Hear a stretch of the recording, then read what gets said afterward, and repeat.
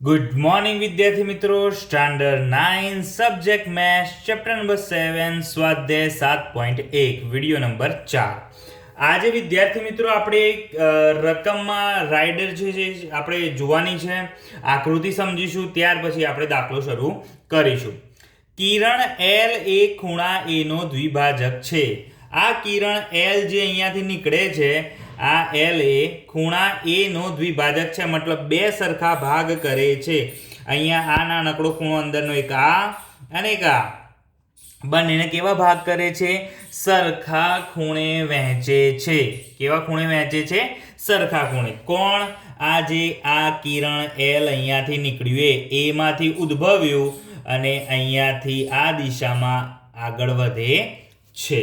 તો વિદ્યાર્થી મિત્રો આગળ જોઈએ આપણે બીપી અને બીક્યુ.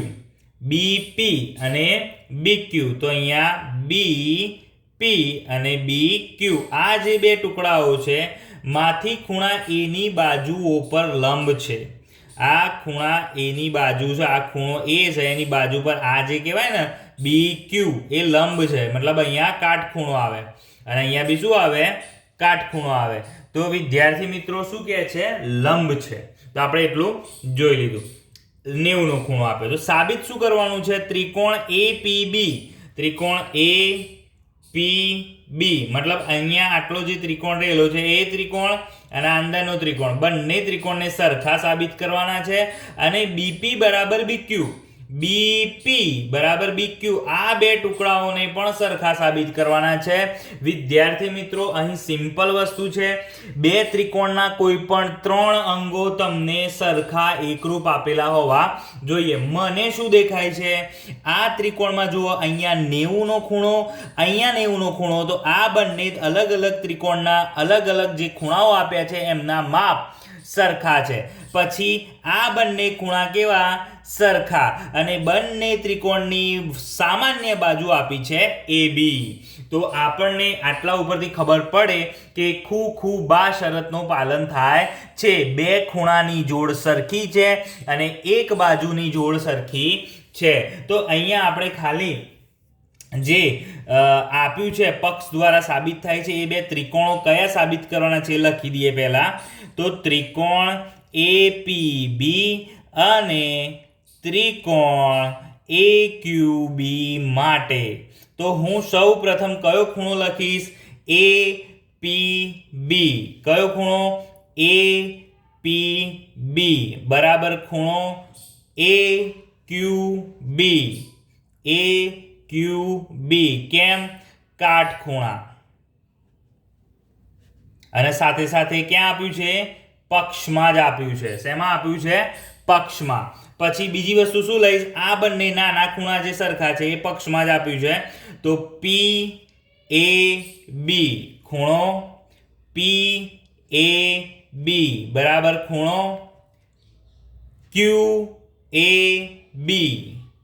QAB આનું કારણ શું?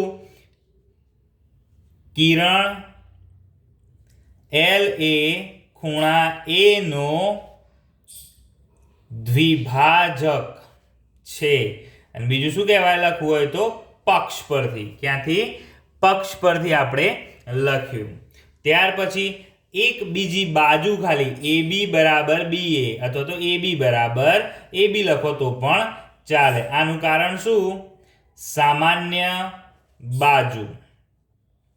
તો ત્રણ વસ્તુ મારી અહીંયા સાબિત થઈ ગઈ વિદ્યાર્થી મિત્રો. બે ખૂણા અને એક બાજુ. ખૂણા ક્યાંથી?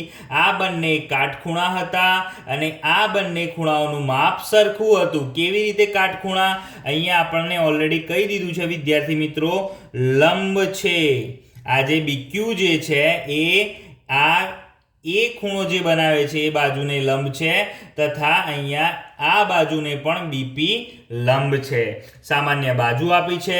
CPCTના નિયમ અનુસાર બે ત્રિકોણના ત્રણ ભાગો સમાન થાય છે, માટે આપણે લખી શકીએ. માટે કઈ શરત મુજબ? ત્રિકોણ APB સમરૂપ ત્રિકોણ AQB શું થાય? ખૂ-બા શરત પરથી.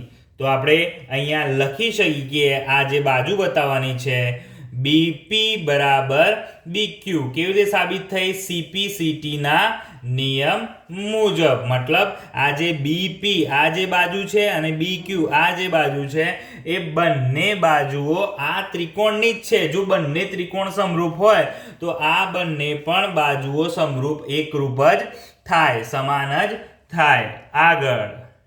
આગળની રકમ સમજીએ વિદ્યાર્થી મિત્રો.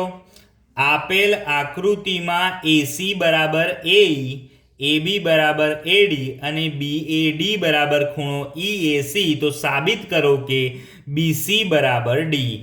રકમ સિમ્પલ છે વિદ્યાર્થી મિત્રો. આકૃતિ પહેલા જોઈ લઈએ. શું કહે છે?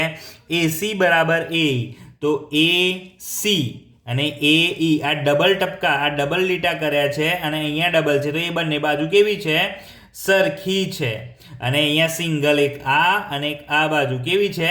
સરખી છે. તથા ખૂણો BAD આ જે ખૂણો છે એ અને EAC આ વચ્ચેનો એક ગેપ છે. જોયો? વચ્ચેનો આ ગેપની વાત નથી કરી. આ ખૂણો અને આ ખૂણો બંને ખૂણા સરખા છે વિદ્યાર્થી મિત્રો. અને આપણે સાબિત કરવાનું છે BC બરાબર DE. તો આ BC બાજુ રહી આપણી. આ કઈ બાજુ છે? BC. અને બીજી કઈ? DE બાજુ. અને આ DE બાજુ સાબિત કરવાની છે કે બંને બાજુઓ સરખી છે એવી સાબિત કરવાની છે. તો એના માટે વિદ્યાર્થી મિત્રો પહેલા તો હું આ ખૂણાનો ઉપયોગ કરીશ. એ ખૂણાનો ઉપયોગ કરતા પહેલા અહીંયા લખી દઈએ BAD બરાબર ખૂણો EAC. બંને ખૂણા સમાન આપ્યા છે. તો વિદ્યાર્થી મિત્રો હું સરખી વસ્તુમાં સરખી વસ્તુ ઉમેરું છું. મતલબ કે આ વચ્ચેનો ખૂણો તમે જોઈ શકો છો DAC. કયો ખૂણો? DAC. આ જે વચ્ચેનો દેખાય છે ને આ ખૂણો, એ ખૂણો ઉમેરું છું હું. જોજો કેવી રીતે. ખૂણો BAD વત્તા ખૂણો DAC બરાબર. જો અહીંયા મેં આ DAC એડ કર્યું આમાં, તો મારે આમાં પણ એડ કરવું પડે. બરાબરની બંને બાજુ સરખી વસ્તુઓ એડ કરી મેં આ વધારાની DAC. આ જે વચ્ચે ખૂણો હતો એ મેં એડ કર્યો છે વિદ્યાર્થી મિત્રો. બરાબર. એટલે આ ખૂણો જે છે એ આખો અહીંયા સુધી થશે. ખ્યાલ આવ્યો? અને આ ખૂણો છે એ આ રીતે અહીંયા સુધી થશે. બરાબર. તો BAD વત્તા ખૂણો DAC, તો BAC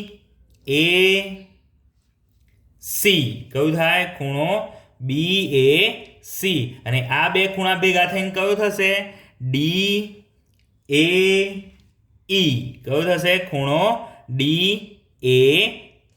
આટલી વસ્તુ થઈ ગઈ. હવે વિદ્યાર્થી મિત્રો આ કયા કારણ અનુસાર? આસન્ન કોણ અનુસાર. કયા કારણ અનુસાર? આસન્ન કોણ.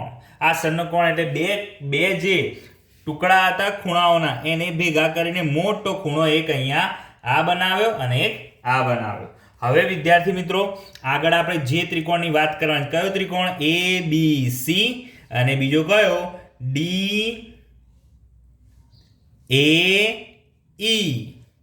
તો ત્રિકોણ ABC અને ત્રિકોણ DAE. ખ્યાલ આવી ગયો? હવે વિદ્યાર્થી મિત્રો આપણે આમાં કોઈ પણ ત્રણ ભાગ એક ખૂણો તો આપણે સાબિત કરી જ દીધો. એક આ ખૂણો એક આ ખૂણો બંને ખૂણા સાબિત જ છે. બીજું પક્ષમાં આપેલું છે AC બરાબર AE. AC બરાબર AE. જુઓ AC અને AE બંને બાજુ કેવી છે? સરખી છે. કેવી છે? સરખી. અહીંયા વિદ્યાર્થી મિત્રો નામ છે ABC ના રાખતા BCA રાખજો. આને અનુસાર DAE લીધું ને તો અહીંયાથી થાય આપણે BAC. આ રીતે થાય. એટલે નામ આપણે BAC કરી દઈશું. આને સંગત નામ રાખવું પડે. એટલે જુઓ AC અને AE બાજુ કેવી થી? સરખી. એટલે અહીંયા શું લખાશે? પક્ષ. ત્યાર પછી બીજી એક આપી છે બાજુ AB બરાબર AD. AB બરાબર AD. AB ક્યાંથી લખાશે? પક્ષ. રકમમાં આપી છે તો તમે અહીંયા જોઈ શકો છો બે બાજુઓ અને એક ખૂણો અહીંયા સાબિત થાય છે. તો બા નિયમ. કયો નિયમ? ત્રિકોણ BAC એકરૂપ ત્રિકોણ DAE બાખુબા નિયમ પરથી. ખ્યાલ આવી ગયો? હવે વિદ્યાર્થી મિત્રો, બાખુબાના નિયમ પરથી આપણે આ પણ લખી શકીએ. આ બે બાજુઓ છે આ ત્રિકોણની જ છે, માટે BC બરાબર D. કયા નિયમ? CP/CT નિયમ મુજબ. તો વિદ્યાર્થી મિત્રો, આકૃતિ સમજવાની છે. આકૃતિ તમે સમજી લેશો તો કમ્પ્લીટ તમને ખબર પડશે. આકૃતિ તમારે 2 થી 3 વાર પહેલા દાખલો ગણતા પહેલા સમજવી પડશે કે આકૃતિ શું કહેવા માંગે છે. આજે ચાલેલા બંને દાખલા વિદ્યાર્થી મિત્રો નોટબુકમાં લખીને તમારે સમજી લેવાના રહેશે. ના આવડે તો વિડીયો વારંવારથી જુઓ, એક પછી એક સ્ટેપ જુઓ ધ્યાનથી કે શું કહેવા માંગે છે, કયો સરવાળા પરથી કયું સ્ટેપ આવ્યું છે, કઈ નિયમનો ઉપયોગ થાય છે, એ ધ્યાનપૂર્વક જોઈને તમે દાખલો ગણશો. અસ્તુ. જય હિન્દ, જય ભારત.